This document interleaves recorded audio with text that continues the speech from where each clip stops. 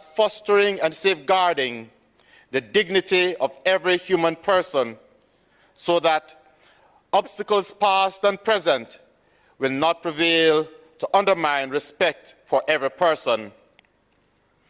Bless this House of Parliament, your servants, Prime Minister Andrew Holness and Opposition Leader Mark Golding, as we host President Paul Kagame. May the goodwill of his visit facilitate beneficial relations for our nations and peoples. We pray in the name of Jesus Christ, our Lord. Amen.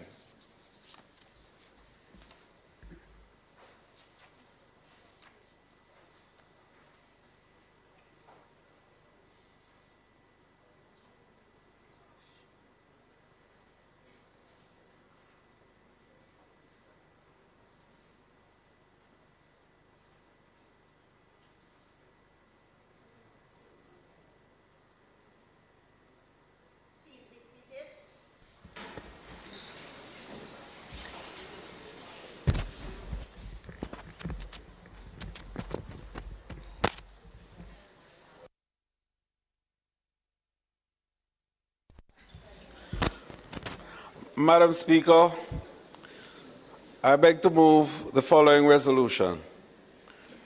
Be it resolved that the standing orders of this House be suspended to permit the honourable members of the Senate to sit jointly with the House in a meeting to be presided over by the Speaker and to receive an address by His Excellency Paul Kagame, President of the Republic of Rwanda, this afternoon. May it please you, Madam Speaker. Members, the question is that the standing orders of this House... Madam Speaker, I second the motion. Thank you. The question is that the standing orders of this House be suspended to permit the honourable members of the Senate to sit jointly with the House in a meeting to be presided over by the Speaker and to receive an address by His Excellency Paul Kagame, President of the Republic of Rwanda. Those in favour? Aye. Those against? The ayes have it.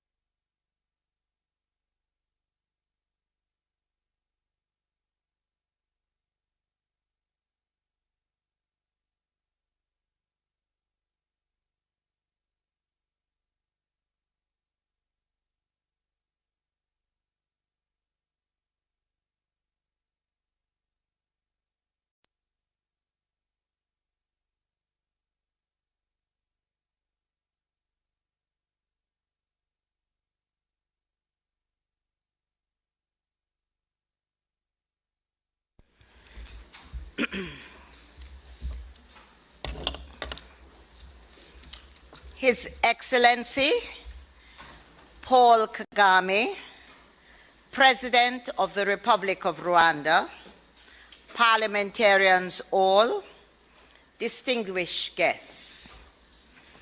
It is indeed an honor to welcome His Excellency Paul Kagame, President of the Republic of Rwanda, to the Parliament of Jamaica. Your Excellency, your reputation has preceded you. You are the statesman who has made your country a jewel on the African continent.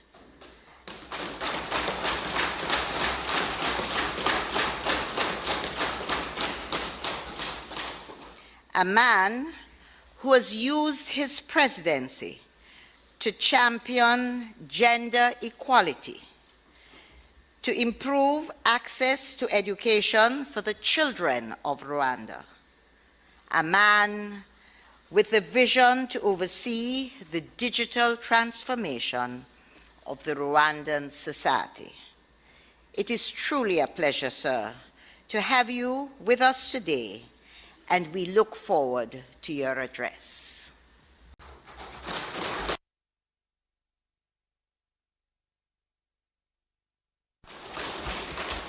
I now invite the Prime Minister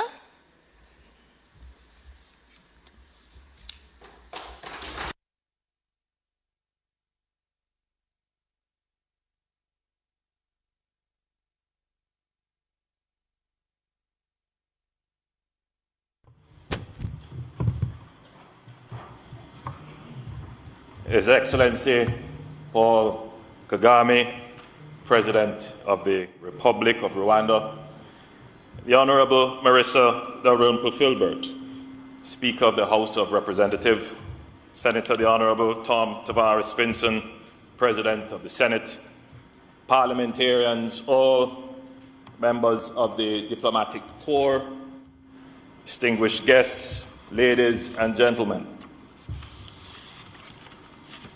It is my distinct honor to address you today on the occasion of the state visit by His Excellency Paul Kagame, President of the Republic of Rwanda, in marking Jamaica's 60th year of independence. I join you, Madam Speaker, in welcoming President Kagame to this specifically convened joint sitting of the Parliament. We look forward to your address, Mr. President, during this afternoon's proceedings. It is a tribute to the strength and great potential of the Jamaica-Rwanda relationship that President Kagame accepted my invitation to visit Jamaica.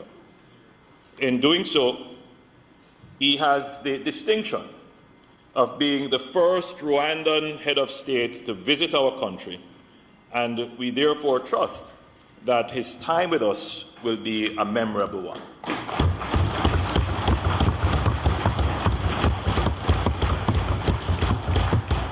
Jamaica and Rwanda have forged a collaborative partnership since the establishment of diplomatic relations in 1998.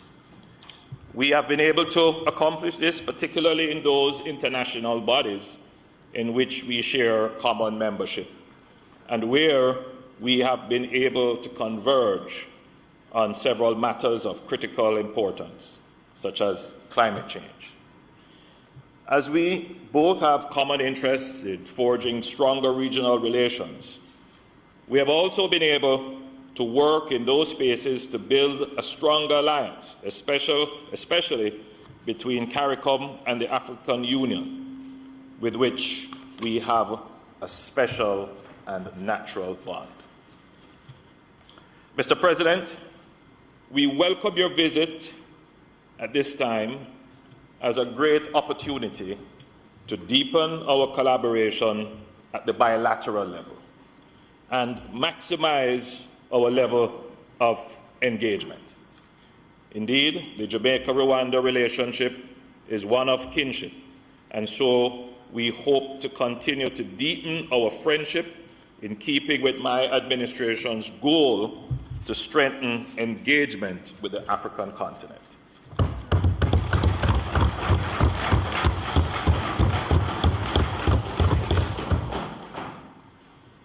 Madam Speaker, you described Rwanda as a jewel. I will use another phrase. I will say that Rwanda is a powerhouse.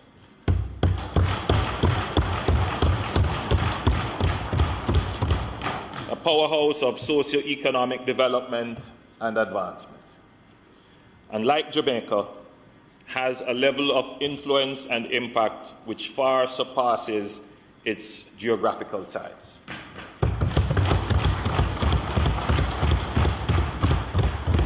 Rwanda has overcome unimaginable challenges,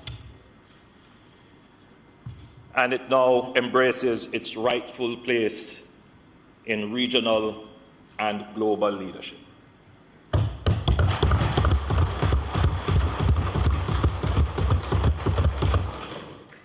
Rwanda's rise and its status as one of Africa's fastest growing economies has been achieved under President Kagame's able leadership, steady guidance, built upon his fight for the country's liberation. Rwanda is now a model of the true spirit of Umuganda, the coming together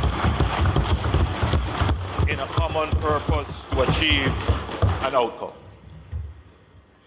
Rwanda is also a practical voice for environmental management and innovation, and stands as a shining example in its empowerment of women and girls. Rwanda was the first country in the world with a female majority in parliament, and now stands as the country with the highest level of female representation in the world.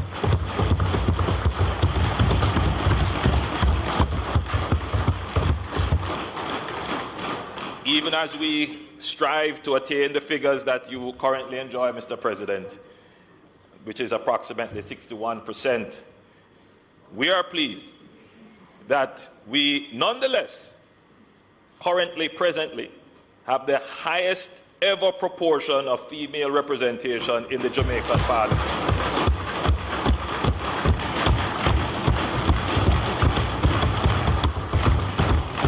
Mr. President, I still have some work to do.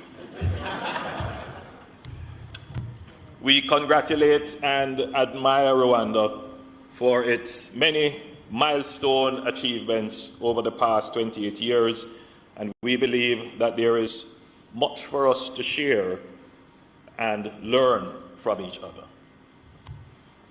Through our exchanges, we will have the opportunity to take forward technical cooperation in several fields, including culture, ICT, health, tourism, and sport. We're looking forward to advancing our economic relations through increased trade and investment prospects, particularly as it relates to logistics, special economic zones, agriculture, and manufacturing. I also welcome the other occasions and events during this visit that will allow for us to share views and opinions on a variety of global and local issues. Mr. President, I thank you once again for your presence, for accepting our invitation, and for making the journey.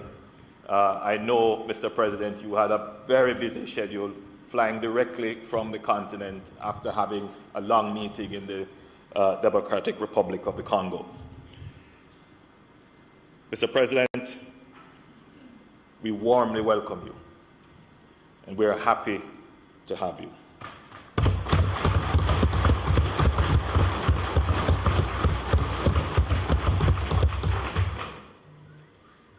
May our special relationship continue to strengthen and deepen for the benefit of both our peoples. Mr. President.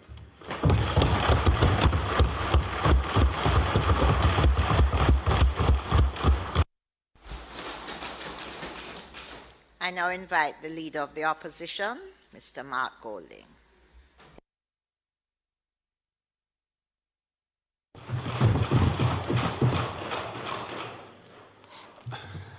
Thank you, Madam President. Madam Speaker, Mr. President, colleague parliamentarians, former Prime Minister Bruce Golding, other distinguished guests, members of the diplomatic corps who are here. It is indeed a wonderful occasion. I want to join in the remarks of the Prime Minister on this very significant occasion and say what a great pleasure it is that the parliamentarians of Jamaica can welcome His Excellency Paul Kagame, President of the Republic of Rwanda, to our shores. President Kagame has built an international reputation as a leader of great vision, profound determination, unreserved resilience, and admirable fortitude.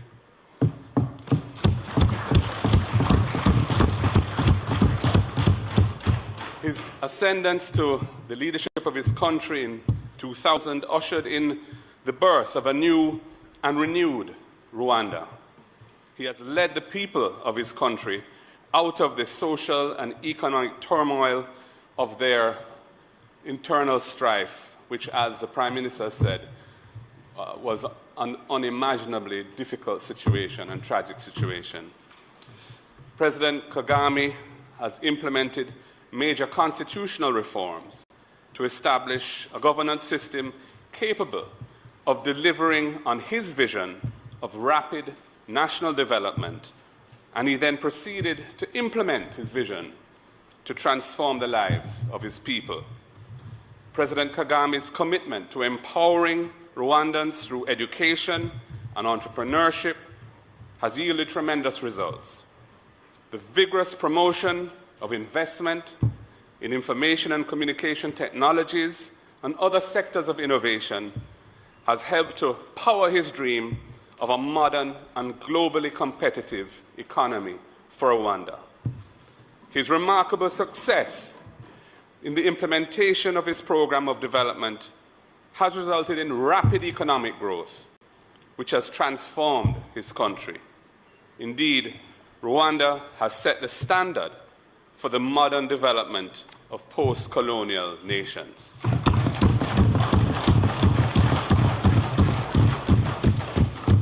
President Kagame's leadership has not been limited to economic affairs. Rwanda was one of the early nations to ratify the Maputo Protocol in 2003 in furtherance of the rights of women, as well as the Solemn Declaration on Gender Equality in Africa. And the Prime Minister has articulated the practical implementation of that in terms of governance of the country, with the very high levels of participation of women at the top of the governance system. We commend you, Mr. President. On the international plane, Rwanda's engagement and participation in organizations such as the East African Community and the Commonwealth has resulted in strengthening of partnerships based on principled engagement between Africa and Caribbean nations, and indeed the rest of the world. Mr. President, under your astute leadership, Rwanda is well on the road to progress and prosperity.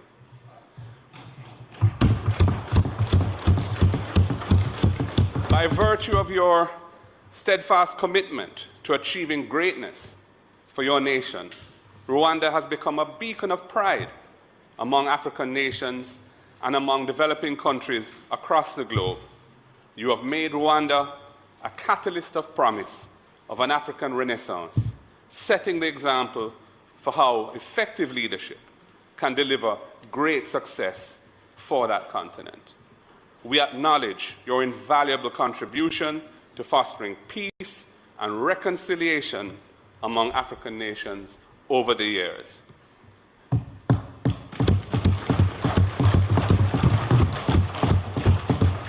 Your Excellency, your visit has inspired in us renewed belief in what we can achieve in the face of our many daunting challenges. Our Parliament salutes you. We thank you for visiting Jamaica and wish you continued success on your historic mission of development for your nation, Rwanda, and for Africa as a whole. We are very pleased for the role that Jamaica played in the emergence and acceptance of Rwanda into the Commonwealth of Nations.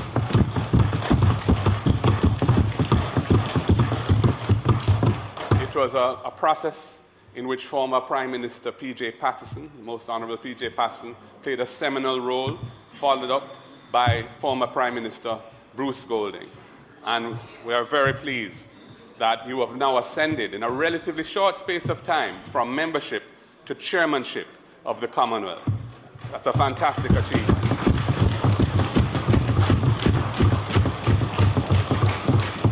So, Mr. President, we look forward to your tenure as chairman of the Commonwealth and the progressive energy that we are confident you will bring to that role over the next 2 years.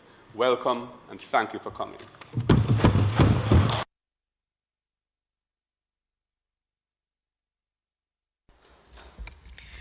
I now invite His Excellency Paul Kagame, President of the Republic of Rwanda, to address this joint sitting of the Honorable Senate and House of Representatives of Jamaica.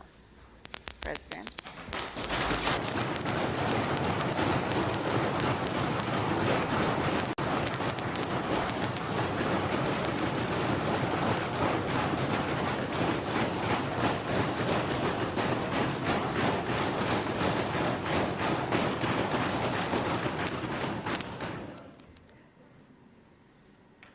The Honorable Thomas Tavares Finson, President of the Senate, the Honorable Marisa Durempo Filbert, Speaker of the House of Representatives, the Most Honorable Andrew Holness, Prime Minister, the Honorable Mark Golding, Leader of the Opposition, Honorable Senators and Members of Parliament, distinguished ladies and gentlemen. I feel great honor to be standing before you today to address a joint sitting of the Houses of Parliament of Jamaica. I thank the Parliament of Jamaica for this distinction. Yesterday, I paid tribute to Marcus Garvey at National Heroes Park.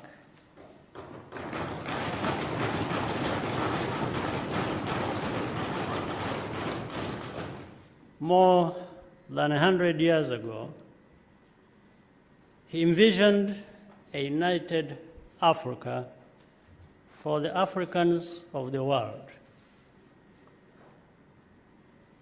It is no accident that the idea of African unity arose from this very island.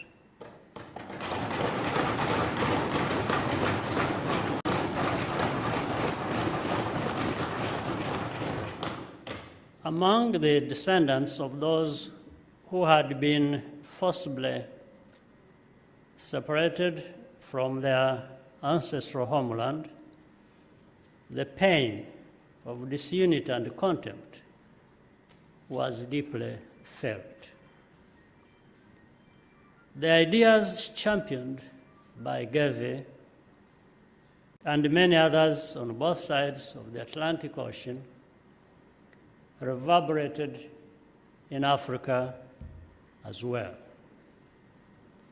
From the struggle for independence to the subsequent challenges of nation building, the Pan-African ideal has served as a guide for how things should be, even if we do not always live up to it in practice. Celebrating what we share as Africans and the African diaspora helps us to confront the harsh realities of this world we live in. Even now, we are constantly reminded that we have to work together and support one another. Jamaica will celebrate its 60th anniversary of independence on August 6th this year. Rwanda will mark the same milestone just a month earlier on July the 1st.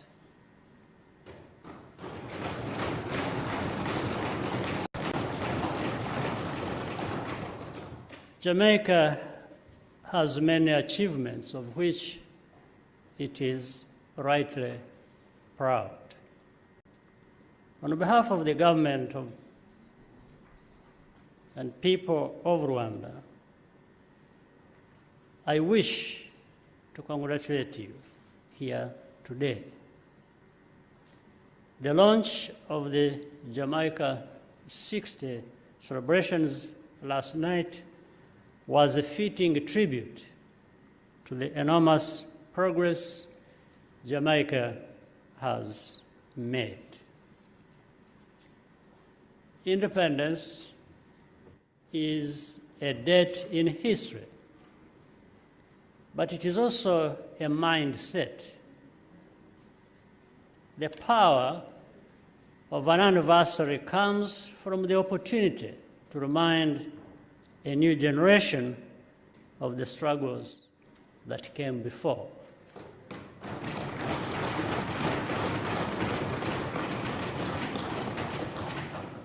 Even more important is upholding the spirit of self-reliance needed to sustain and deepen what has been accomplished in the time since. Whatever we have managed to do for ourselves as a people, we can always do more and better. This historical duty is part of what unites us as children of Africa. We are therefore very honored to be here with you at this very moment. I have a simple message to share today. We are not strangers to one another. In our diversity, we share common traits. Our peoples are resilient, creative, and, as our common history shows, also indestructible.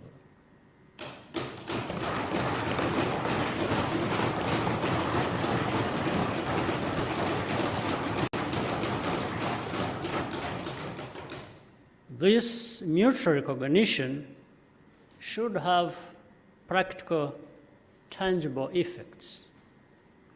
We belong to a number of important multilateral bodies, including the Commonwealth and the Organization of African, Caribbean, and Pacific States. As the newest member of the Commonwealth, Rwanda is proud to host the next Heads of Government meeting in Kigali in June this year. And I can't forget again as mentioned earlier, to thank Jamaica for supporting Rwanda at the time of need.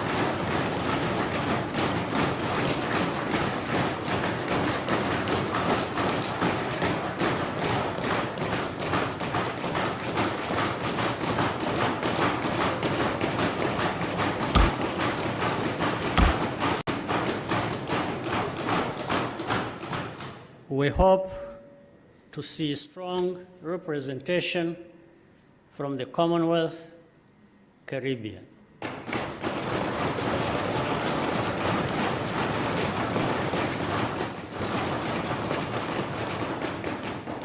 And you will be welcomed home.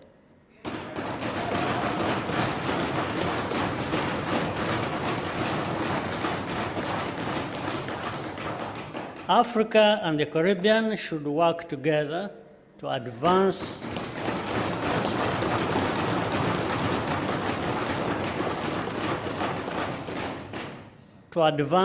common positions in these bodies where our interests align, as they often do. Climate change and global health are two urgent examples. But Africa and the Caribbean do not have to relate to each other only through intermediaries. Our diplomats tend to meet in New York, London, or Geneva. I have no problem with that, but we could do it otherwise, directly.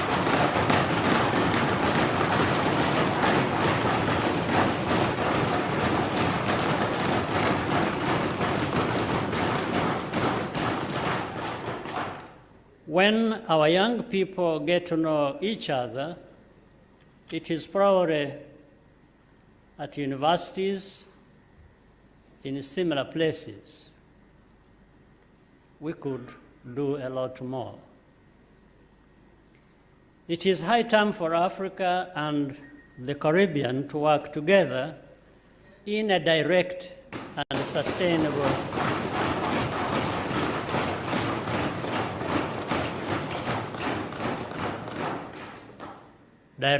sustained manner, both through our representative regional organizations, CARICOM and the African Union, and bilaterally. The first Africa CARICOM summit last September was long overdue and must be built upon.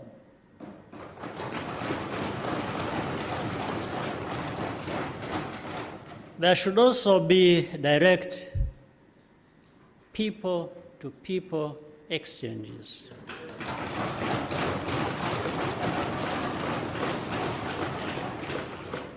Particularly for the youth and entrepreneurs. In Rwanda, we have already had several Jamaican professionals come to our country and make meaningful contributions, some of them as representatives of leading international organizations. This has only made us want to see more people from Jamaica and this region in Rwanda.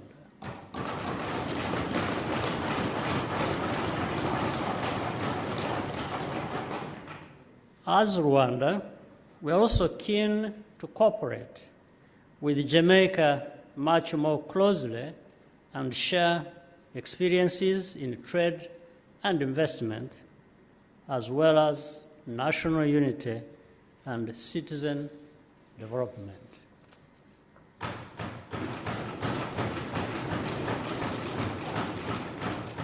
Let's exchange with each other directly and thereby honor the history that joins us and make it a potent force for practical cooperation in the modern world. Honorable members, Madam Speaker, I close once again with thanks to you and to the government and the people of Jamaica for the privilege to visit your country and to be received with much warmth and solidarity. I thank you once again, Prime Minister, Right Honorable, for inviting me to come to this beautiful land. Thank you for your kind attention.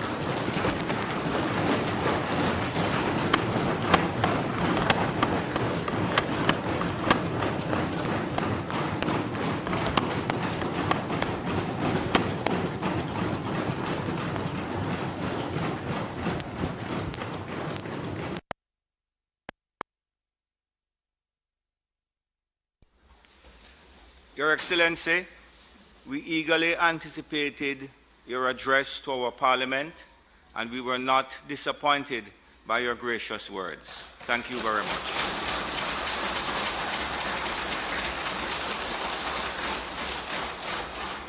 Your address was indeed very poignant, to the credit of the Rwandan people and to your credit.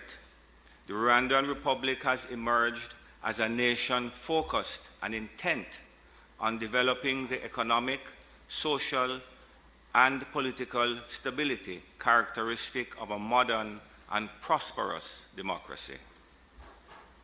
Your Excellency, like the people of Jamaica, who have overcome much in our history, the people of Rwanda have demonstrated a resilience and fierce determination to advance despite the obstacles common to developing states. Your visit augurs well for strengthening the relationship between Rwanda and Jamaica, and we look forward to using this opportunity to further cooperation and deepen the harmony between our two nations, and by extension, the rest of the African continent.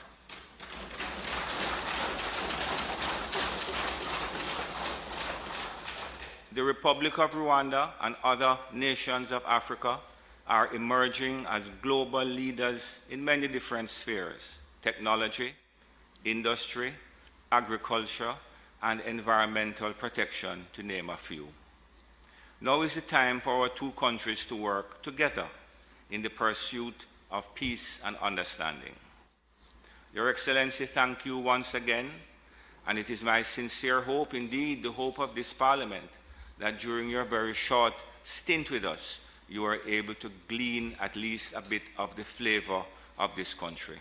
We welcome you and hope to see you again soon. God bless you.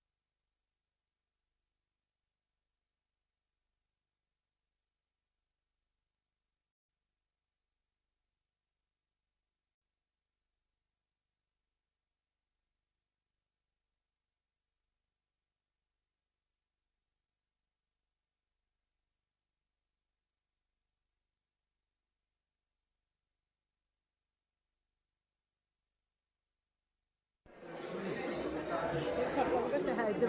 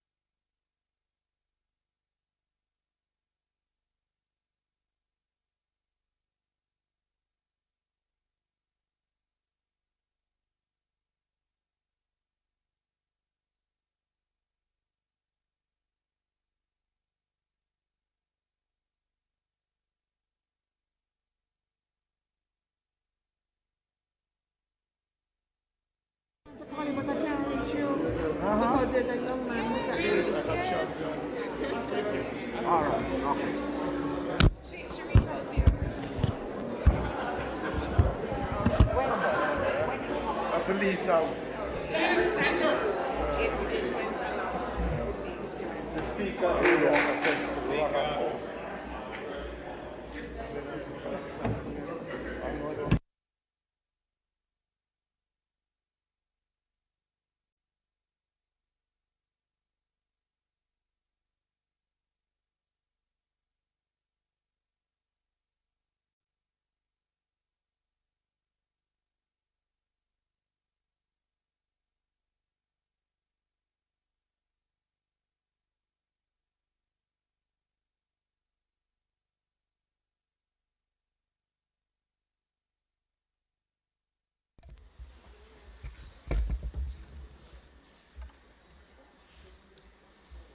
please be seated. You're going to leave now.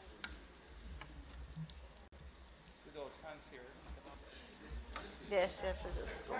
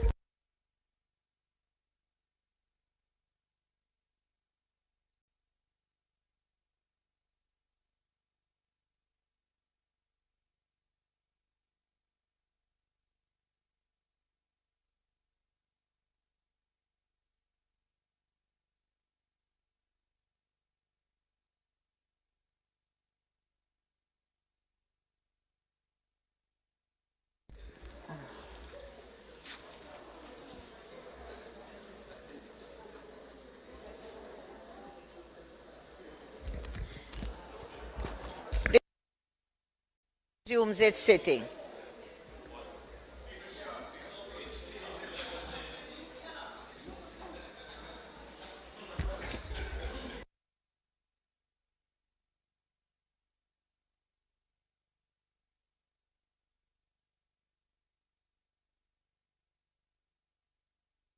Members, members, I crave your indulgence for just the call of the roll, please. Just a call of the roll.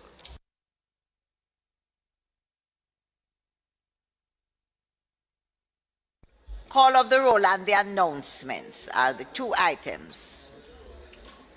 Yes.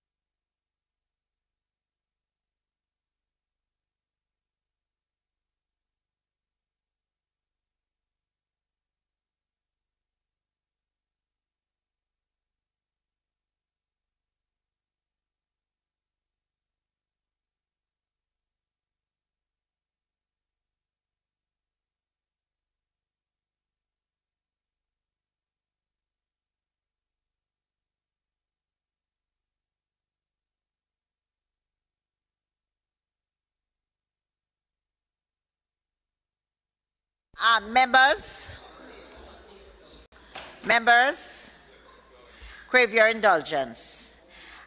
Today is indeed a a very historic occasion here in this Parliament, what with the visit of the President of Rwanda, His Excellency Mr. Paul Kagame.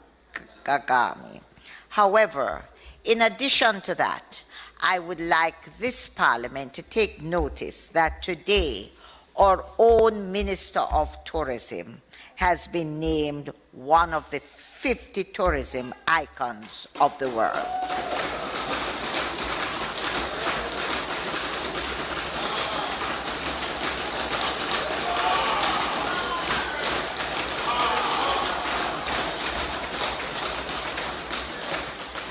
There is truly much for us to celebrate in this small island, and we should.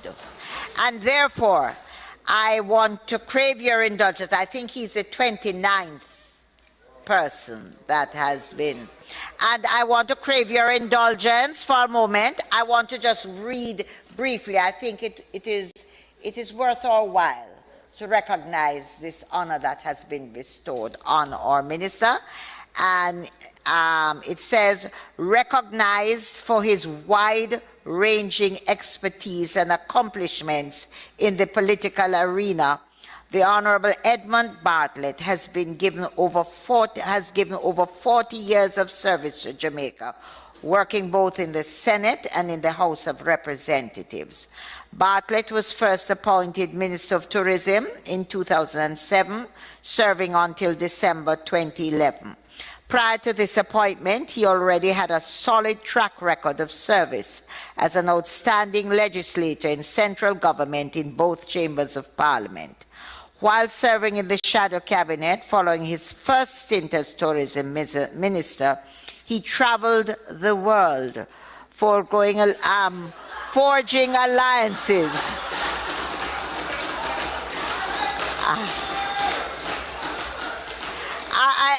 I did pause to emphasize traveled the world.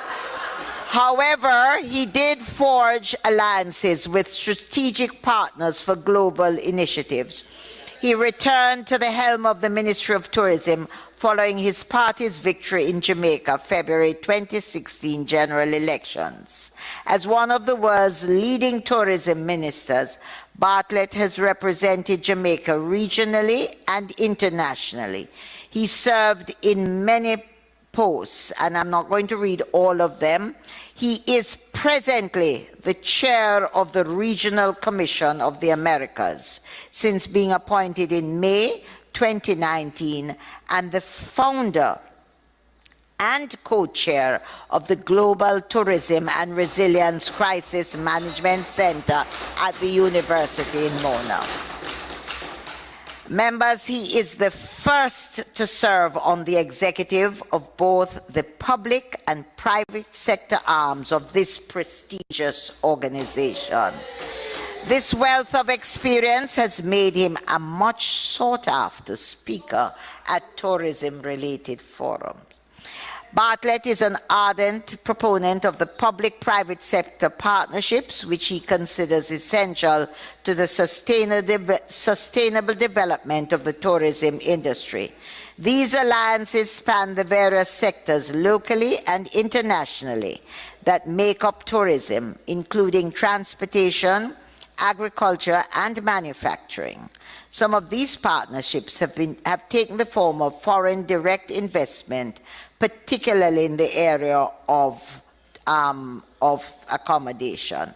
And there's lots more to say, but I want to close by saying in November of 2018, Bartlett was appointed to serve as a member of the board of sitting ministers for the African Tourism Board. He was also the recipient of the 2016 Caribbean Tourism Minister of Distinction Award at the recent African Diaspora World Tourism Awards. In 2016, he was awarded Caribbean's leading personality for outstanding services to tourism at the 23rd World Travel Awards. In 2012, Bartlett was conferred with the Order of Distinction in the rank of Commander for the outstanding and important services to Jamaica, and in 2010 was conferred with the Commander of Number of the Order of Civil Merit of Spain on the Order of the King of Spain. The Honorable Minister was recently applauded by Patwa and awarded as Tourism Minister of the Year 2018 for sustainable tourism during the ITB Travel Trade Show in Brazil. And we laud and we are proud of him. And again, here is another Jamaican, a member of our own parliament who has risen to world recognition. We are proud and we thank him for his contribution. And you know, it would be remiss of me, even as I congratulate him, not to also commend our Deputy House Leader who sits behind him, who has done so much for this visit, for the fantastic show that was put on last night. And we are indeed proud of both persons who have served.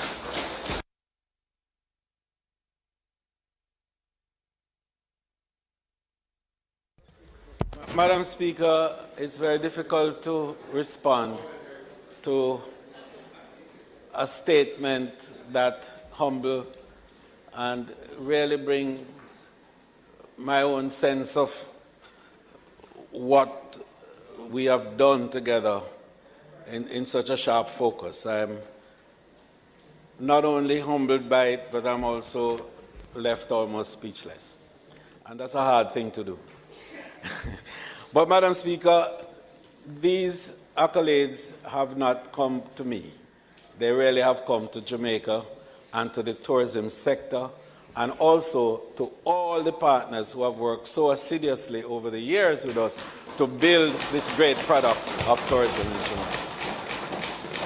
And so I want to lay it on their shoulders and indeed at their feet in all of this, and to hope that the work that we have done, having been seen and noticed, will only inspire greater effort and more accomplishments, because the work has truly just begun. Thank you, Madam Speaker. Madam Speaker, I just wish to, on behalf of the opposition, to congratulate my opposite number for really a wonderful accolade. Ed Bartlett epitomizes what is best in Jamaica and in our representatives. And I know the effort he puts into it, and the results are there to see. We want to commend him for the effort on behalf of the people of Jamaica, and to say that we're honored, and it is truly honoring in the 60th year to have one among us. Although some of it I couldn't recognize, but all of it is well placed, and we want to congratulate him. The opposition joins in congratulating him.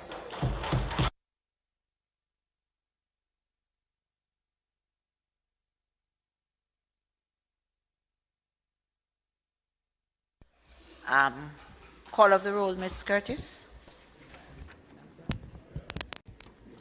Mrs. Holness, Mr. Bartlett, Mr. Holness, Dr. Clark, Dr. Chang, Mr. Shaw, Mr. Samuda, Ms. Grange, Mrs. Williams, Mrs. Malawu Fort, Dr. Tufton, Mr. McKenzie, Mr. Chuck, Mr. Vaz, Mr. Warmington, Mr. Charles, Mr. Green, Mr. Morgan, Mr. Hutchinson, Mr. Terry Long, Ms. Smith, Dr. Dunn, Mrs. Cuthbert Flynn, Mr. Main, Mr. Davis, Mr. Witter, Mr. Brown, Dr. Brownberg, Dr. Charles, Mr. Chin, Mr. Clark, Mr. Cousins, Ms. Crawford, Ms. Daly, Ms. Davis, Mr. Golding, Mr. Graham, Dr. Guy, Ms. Hamilton, Ms. Hannah, Mr. Henriquez, Mr. Henry, Mr. Hilton, Mr. Jackson, Mr. Lawrence, Ms. Lee, Mr. Miller, Mr. Montague, Ms. Morrison, Mrs. Nita Garvey, Mr. Paulwell, Mr. Phillips, Dr. Phillips, Mr. Roberts, Mr. Robinson, Mr. Siblist, Mr. Slowly, Mrs. Vaz, Dr. Wheatley, Mr. Williams, Mr. Wilson, Mr. Wright.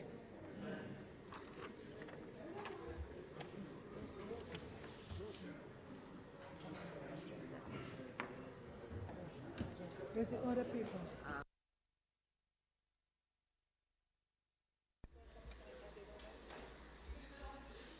Announcements. Laid on the table of the House today are the following.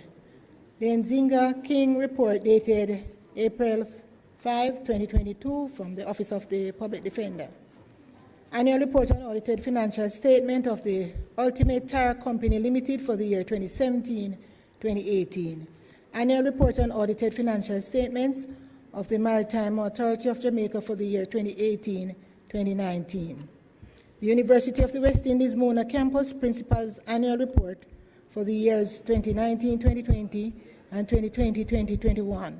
Ministry Paper numbers 27, 28, 29, 30, 31, 32, and 33 respectively, under the law reform zones of special operations, special security, and community development measures in respect of the Denham Town Community Social Intervention dated April 13, 2022, the Norwood Community Zone Social Intervention dated April 13, 2022, the Mount Salem Community Zone Social Intervention dated September 1, 2027 to April 13, 2022, the Parade Gardens Zone Social Intervention dated April 13, 2022, the Savannah Bar Community Zone Social Intervention dated April 13, 2022, the Village Town Social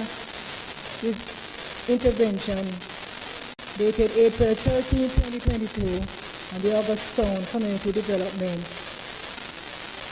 Zone Social Intervention. And the Norwood Community in the Parish of St. James Zone Extension of Period of Operation Number 2 Order 2022. The law reform zones of special operations, special security and community development measures between each town, zone extension of period of operation number 2 order 2022, and the Denham Town Community Zone extension of period of operation number 2 order 2022, and Mount Salem Community and Environs in the Parish of St. James Zone extension of period of operation number 2 order 2022, and the Savannah Bar Zone extension of period of operation number 2 order 2022, the August Town extension of period of operation number 2 order 2022, and the Parade Garden Zone extension of period of operation number 2 order 2022, and their respective resolutions. Bills brought from the Senate, petitions, papers, reports from committees, notices of motions given orally.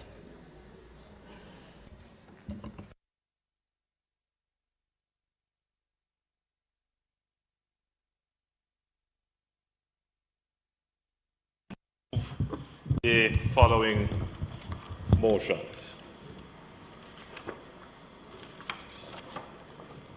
The law reform zones of special operations, extension of period of operation, number 2 order 2022 resolution.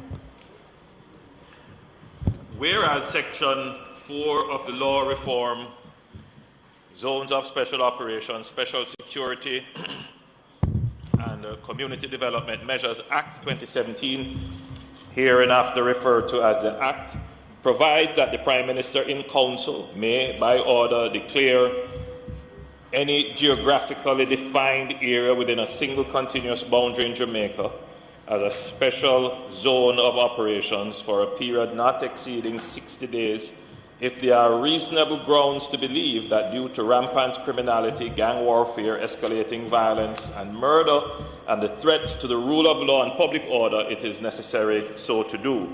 And whereas in accordance with that section, the Prime Minister in Council made the Law Reform Zone of Special Operations, Special Security and Community Development Measures, the Sabana-Lamar Zone Order 2022.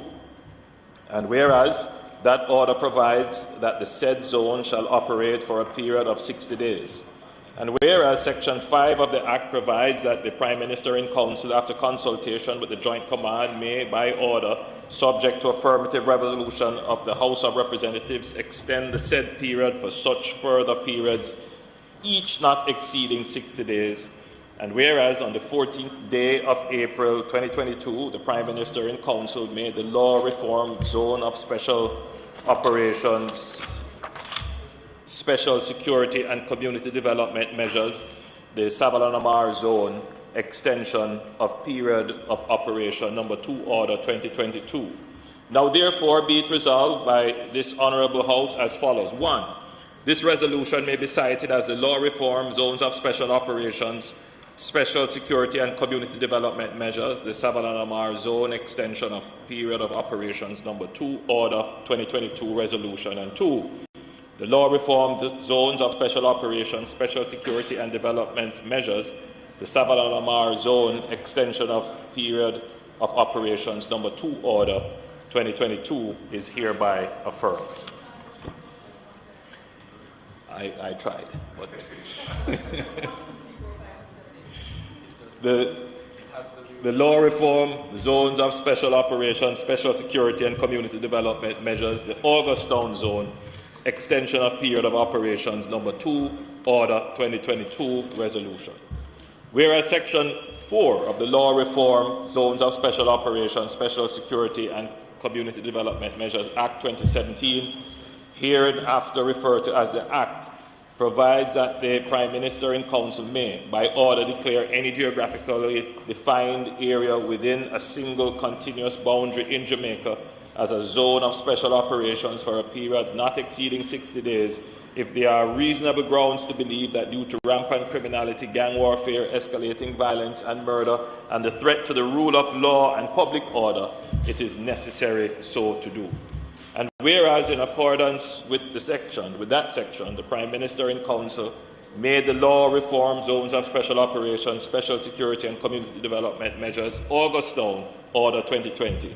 And whereas that order provides that the said zone shall operate for a period of 60 days, and whereas Section 5 of the Act provides that the Prime Minister in Council, after consultation with the Joint Command, may, by order subject to affirmative resolution of the House of Representatives, extend the said period for such further periods, each not exceeding 60 days. And whereas on the 14th day of April 2022, the Prime Minister in Council made the Law Reform Zones of Special Operations, Special Security and Community Development Measures, the Augustown Zone Extension of Period of Operations Number 2 Order 2022. Now therefore be it resolved by this Honourable House as follows. 1. This resolution may be cited as the Law Reform Zones of Special Operations, Special Security and Community Development Measures, the Augustown Zone Extension of Period of Operations Number 2 Order 2022. And 2. The Law Reform Zones of Special Operations, Special Security and Community Development Measures, the Augustown Zone Extension of Period of Operation Number 2 Order 2022 is hereby affirmed. Resolution number 3. The Law Reform Zones of Special Operations, Special Security and Community Development Measures, the Denham Town Community Zone Extension of Period of Operations Number 2 Order 2022 Resolution. Whereas Section 4 of the Law Reform, Zones of Special Operations, Special Security and Community Development Measures Act 2017, hereinafter referred to as the Act, provides that the Prime Minister and Council may by order declare any geographically defined area within a continuous boundary in Jamaica as a zone of special operations for a period not exceeding 60 days if there are reasonable grounds to believe that due to rampant criminality, gang warfare, escalating violence and murder, and the threat to the rule of law and public order, it is necessary so to do. And whereas, in accordance with that section, the Prime Minister in Council made the Law Reform, Zones of Special Operations, Special Security and Community Development Measures declaration of the Denham Town Community Zone, number 2, Order 2017. And whereas that order provides that the said zone shall operate for a period of 60 days. And whereas Section 5 of the Act provides that the Prime Minister in Council, after consultation with the Joint Command, may, by order, subject to affirmative resolution of the House of Representatives, extend the said period for such periods, each not exceeding 60 days. And whereas on the 14th day of April 2022, the Prime Minister in Council made the Law Reform, Zone of Special Operations, Special Security and Community Development Measures, the Denham Town Community Zone Extension of Period of Operations, number 2, Order 2022. Now, therefore, be it resolved by this Honourable House as follows. 1. The resolution may be cited as the Law Reform, Zones of Special Operations, Special Security and Community Development Measures, the Denham Town Community Zone Extension of Period of Operations, number 2, Order 2022 Resolution. The Law Reform, and 2, the Law Reform, Zones of Special Operations, Special Security and Community Development Measures, the Denham Town Community Zone Extension of Period of Operation, number 2, Order 2022 is hereby affirmed. And now we're going to do resolution number 4. The Law Reform, Zones of Special Operations, Special Security and Community Development Measures, the Mount Salem Community and Environs in the Parish of St. James Zone, Extension of Period of Operation, number 2, Order 2022 Resolution.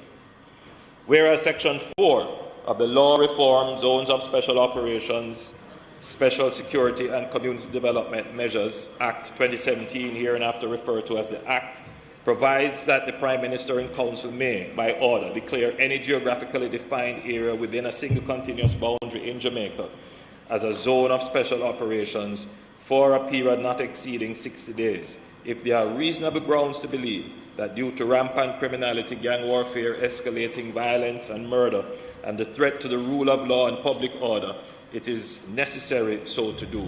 And whereas in accordance with that section, the Prime Minister in Council made the Law Reform, Zones of Special Operations, Special Security and Community Development Measures, the Mount Salem Community and Environment in the Parish of St. James Zone, Order 2017. And whereas that order provides that the said zone shall operate for a period of 60 days, and whereas Section 5 of the Act provides that the Prime Minister in Council, after consultation with the Joint Command, may by order, subject to affirmative resolution of the House of Representatives, extend the said period for such further periods not exceeding 60 days.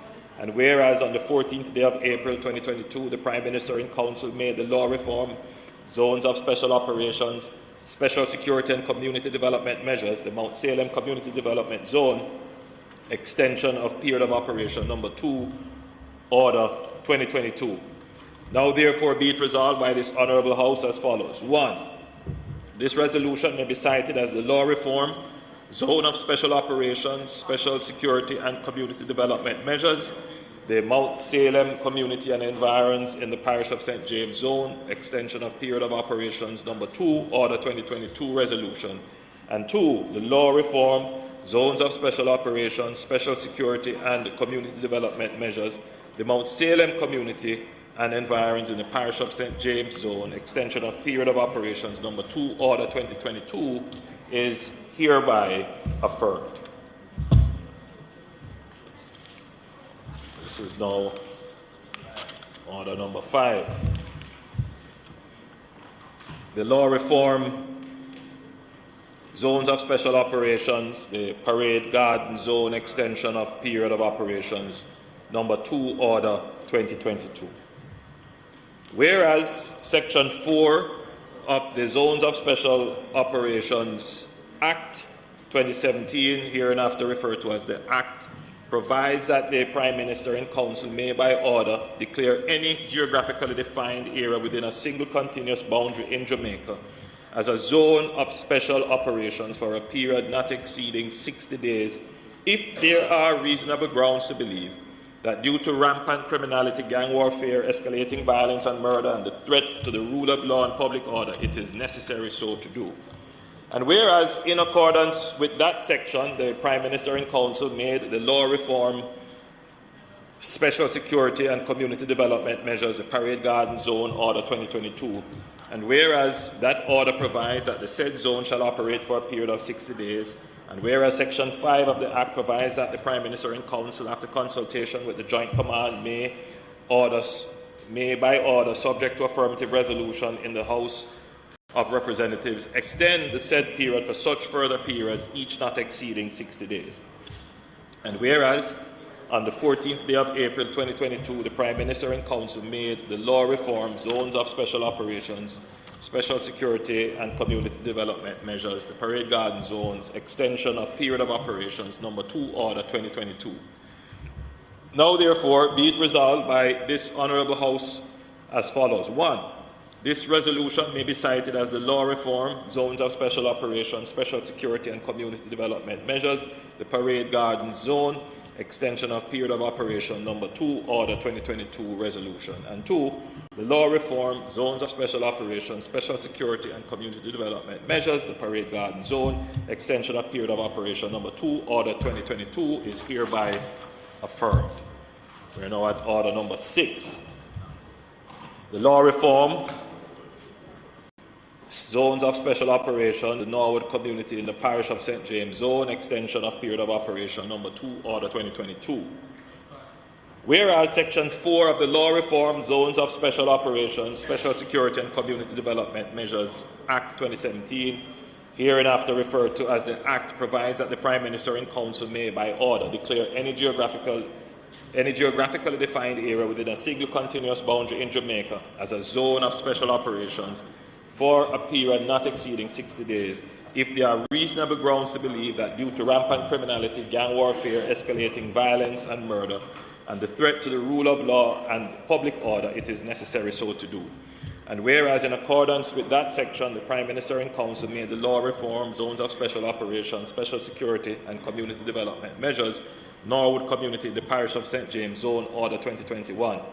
And whereas that order provides that the said zone shall operate for a period of 60 days, and whereas Section 5 of the Act provides that the Prime Minister and Council, after consultation with the Joint Command, may by order, subject to affirmative resolution of the House of Representatives, extend the said period for such further periods, each not exceeding 60 days. And whereas on the 14th day of April 2022, the Prime Minister and Council made the law reform, Zones of Special Operations, Special Security and Community Development Measures, the Norwood community in the parish of St. James Zone, extension of period of operations, number 2, Order 2022. Now, therefore, be it resolved by this Honourable House as follows. 1. This resolution may be cited as the law reform, Zones of Special Operations, Special Security and Community Development Measures, the Norwood community in the parish of St. James Zone, extension of period of operations, number 2, Order 2022 resolution. And 2, the law reform, Zones of Special Operations, Special Security and Community Development Measures, the Norwood community in the parish of St. James Zone, extension of period of operations, number 2, Order 2022 is hereby affirmed. 7th and final, the law reform, Special Security and Community Development Measures, the Greenwich Town Zone, extension of period of operations, number 2, Order 2022 resolution. Whereas Section 4 of the Law Reform, Zones of Special Operations, Special Security and Community Development Measures, Act 2017, hereinafter referred to as the Act, provides that the Prime Minister and Council may, by order, declare any geographically defined area within a single continuous boundary in Jamaica as a zone of special operations for a period not exceeding 60 days if there are reasonable grounds to believe that due to rampant criminality, gang warfare, escalating violence and murder, and the threat to the rule of law and public order, it is necessary so to do. And whereas, in accordance with that section, the Prime Minister in Council made the law reform, zones of special operations, special security and community development measures, the Greenwich Town Zone Order 2020. And whereas that order provides that the said zone shall operate for a period of 60 days, and whereas Section 5 of the Act provides that the Prime Minister in Council, after consultation with the Joint Command, may, by order, subject to affirmative resolution of the House of Representatives, extend the said period for such further periods, each not exceeding 60 days.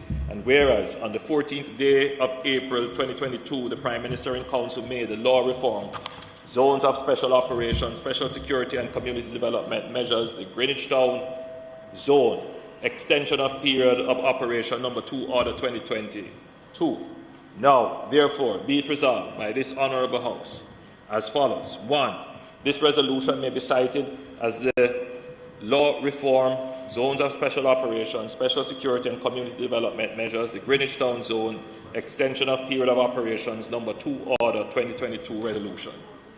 And 2, the law reform, zones of special operations, special security community development measures, the Greenwich Town Zone, extension of period of operation number 2, Order 2022 is hereby affirmed.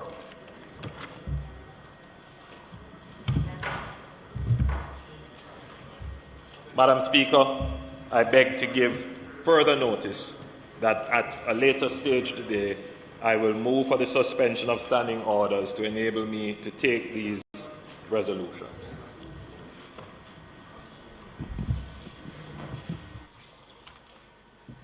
Madam Speaker, I beg to give notice that at the next meeting of the House, I will move the following motion. Motion for review and implementation of change in standing orders regarding women's dress code.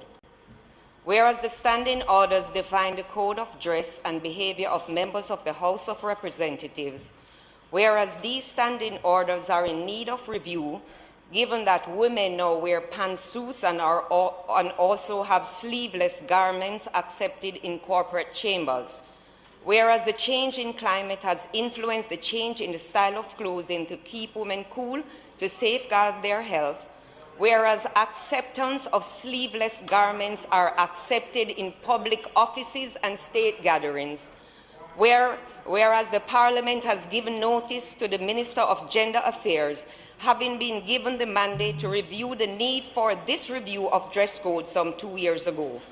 Be it resolved that the House establish this review as indicated by the Most Honourable Prime Minister, so that the female members of the House may have the comfort of modern and environmentally suitable dress code.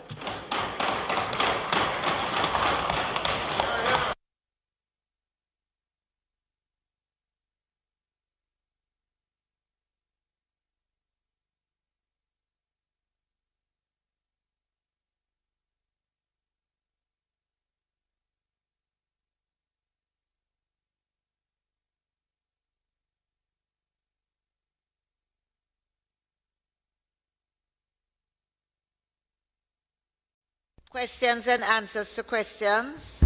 Madam Speaker, could the House Leader indicate to me when the questions that are in my name that are overdue for answer by the Minister of Finance, when they will be answered?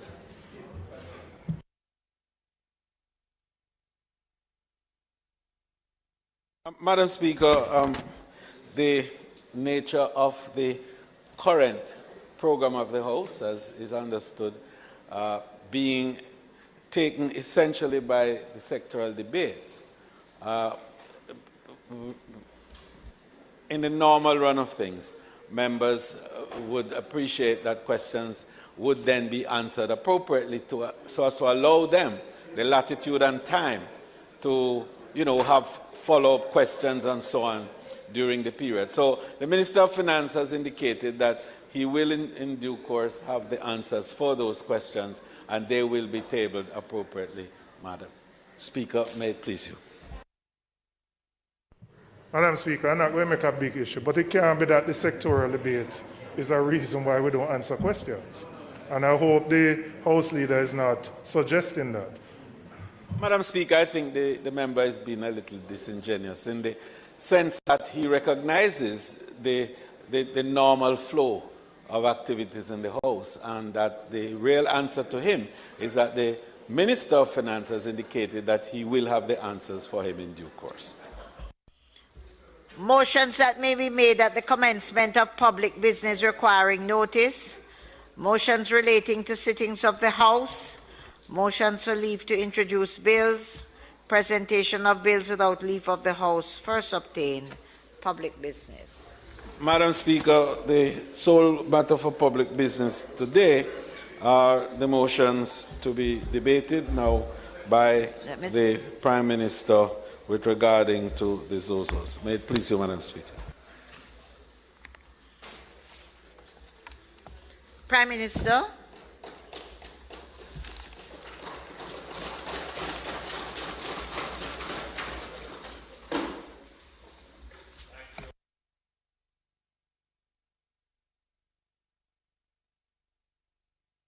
For me to be brief in this presentation,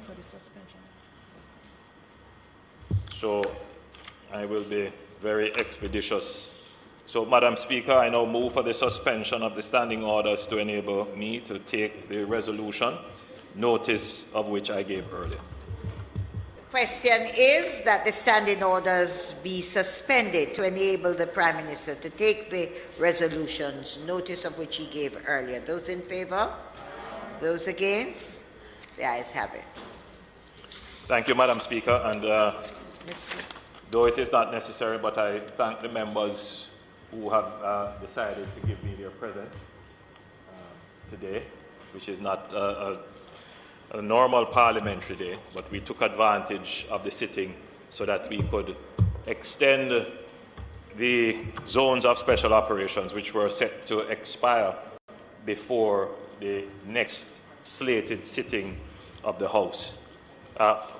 Madam Speaker, it is not the practice for what I'm about to do to be done, but I think, Madam Speaker, that both the opposition and members of the government would have taken note of this practice of reading into the records these resolutions. Now, Madam Speaker, you will recall that when we started this business of zones of special operations, we identified 20 communities that we thought would be candidates for the application of this special tool. Now, Madam Speaker, it would be impractical and indeed humanly impossible, I dare say, to read 20 of those resolutions into the record. As you would have seen, Madam Speaker, it would have taken me about 15 minutes going at a pretty decent clip to read those resolutions. Madam Speaker, I urge you to urge the Clerk of the House to advise us as to how we could properly consolidate these orders into a more manageable form, more manageable and practical form.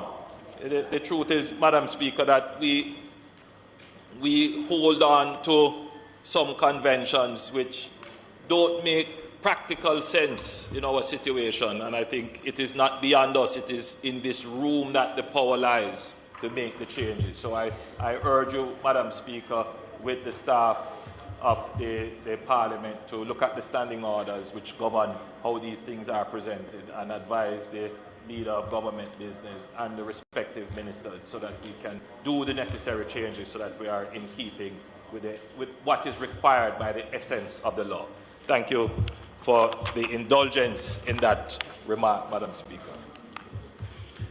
Madam Speaker, in keeping with the legislative mandate, we are once again seeking further extensions for all 7 areas currently declared zones of special operations in the communities of Norwood and Denham Town, slated to expire on April 21 and 25th respectively, and Mount Salem, Augustown, Greenwich Town, Parade Gardens, and Savannah Lamar, slated to expire on May 5th, 2022. Madam Speaker, the undeniable value of the zones of special operations is impatient of debate. And the fact is that they are desired by the residents in the affected community. Madam Speaker, just as an aside, in Parade Gardens, there was a reallocation of security resources to be able to immediately address other problems which were popping up. And in Parade Gardens, Madam Speaker, the residents were very vocal that they did not want any standing down of the security presence there. So the zones of special operations are demanded now, not just by the general population, but certainly by the communities that have been declared. We are therefore seeking an extension of the orders in these 7 communities to continue the long-term transformational process that the Act was intended to achieve. Acting on the advice of the National Security Council and in accordance with the Law Reform Zones of Special Operations, Special Security and Community Development Measures Act, and in accordance with Section 5 of the Act, which guides that the Prime Minister in Council, after consultation with the Joint Command, may by order subject to affirmative resolution of the House of Representatives extend for periods not exceeding 60 days. I will today table and take all 7 resolutions.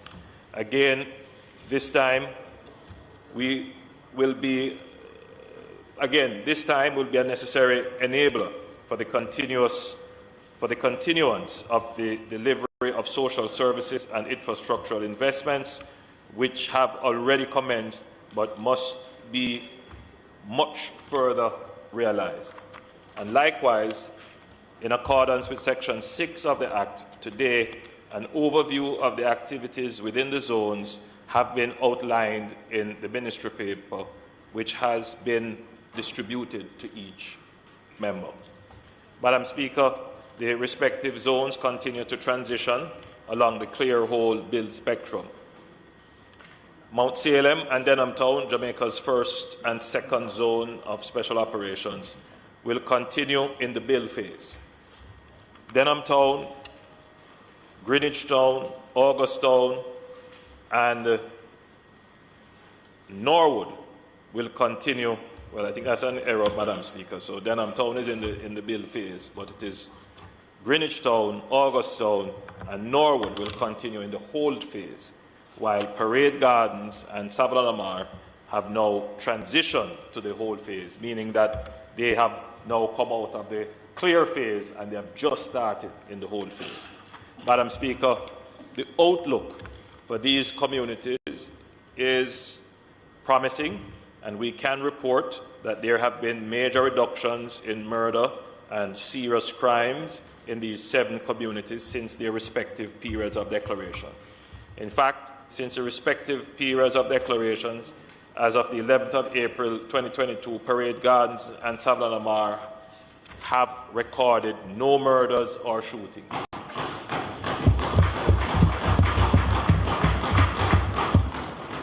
Mount Salem has recorded a 64% reduction in murders and a 68% reduction in shootings.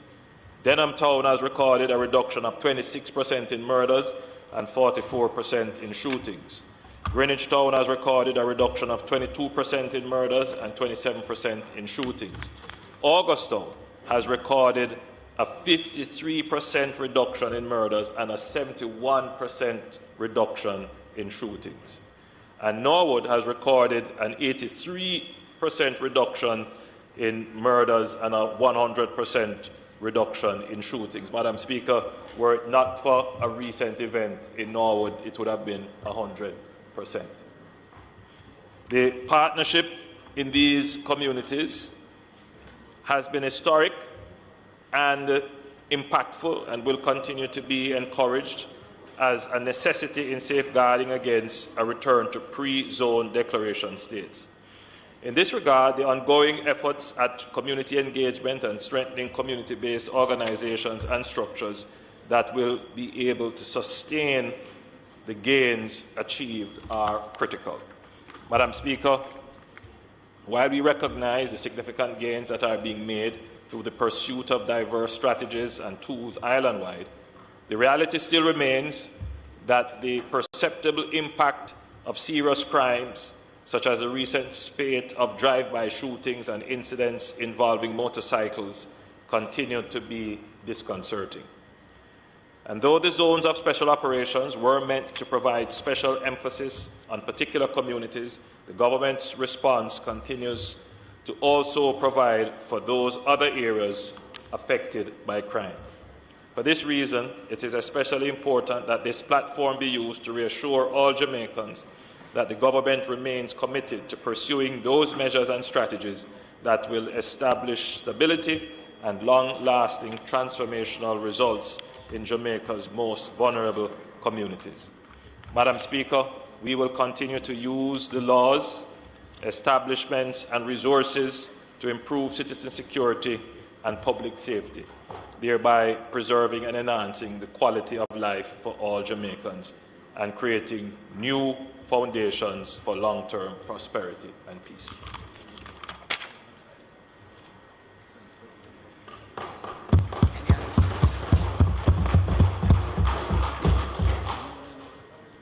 Madam Speaker, I rise simply to support the resolutions for the extensions of the zones of special operations, and in particular for the Mount Salem zone, which falls within the constituency of St. James West Central, for which I represent.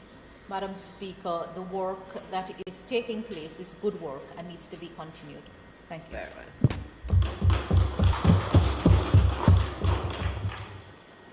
Any other contributions?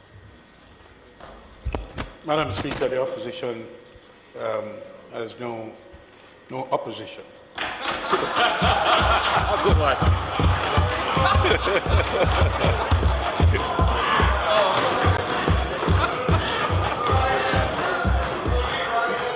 Oh, God. Madam Speaker, with that said, I ask you to put the resolution to the House. Members, the question is that the resolutions, notice of which the Prime Minister gave earlier, be approved. Those in favour? Those against?